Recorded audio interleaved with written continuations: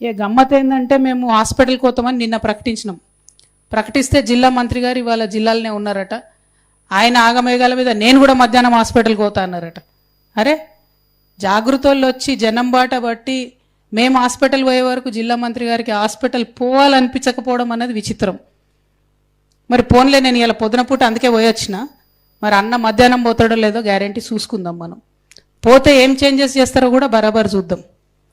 ఇంకొక మాట, కోమటిరెడ్డి వెంకటరెడ్డి అన్న పెద్ద మనిషి, అన్న నీకు నాకేం పంచాయతీ ఉందన్న, ఏందో మా పిల్లలు 2 బొమ్మలో 2 ఫ్లెక్సీలో పెట్టుకుంటే పొద్దుగల్లేసి అన్నీ తీసి పారేసిరట. ఎందుకు తీసి పారేసిరని అడుగుదామని పోతే పోలీసు వాళ్ళు అరెస్ట్ చేసిరట వాళ్ళని. అవసరమా అన్న? 2-3 చిన్న పిల్లలు, జాగృతి పిల్లలు ఏదో చేసుకుంటారు వాళ్ళ పని వాళ్ళు. జర మీ పోలీసు వాళ్ళకి చెప్పి మా పిల్లల్ని రిలీజ్ చేయమని నేను కోరుతా ఉన్నా. ఎందుకంటే నేను ప్రజా సమస్యలు మాట్లాడడానికి వస్తూ ఉన్నా తప్పితే ఏదో పాలిటిక్స్ చేయడానికి వస్తలేను. పాలిటిక్స్ చేసినప్పుడు నల్గొండలో డెఫినెట్గా మీకు పోటీదారులు గట్టోళ్ళని మంచిగా దింపుతాం.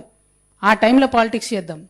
ఇప్పుడు మాత్రం దయచేసి అనవసరంగా మీరు జాగృతి కార్యకర్తలతో పెట్టుకోకండి. జాగృతి కార్యకర్తలతో పెట్టుకున్నాడు ఎప్పుడు కూడా బాగుపడలే. కాబట్టి దయచేసి పెట్టుకోవద్దని చెప్పి కోమటిరెడ్డి వెంకటరెడ్డి గారికి చెప్తూ, మా యువ కార్యకర్తలందరిని అరెస్ట్ చేసిరు, వాళ్ళని రిలీజ్ చేయవలసిందిగా నేను డిమాండ్ చేస్తూ ఉన్నా.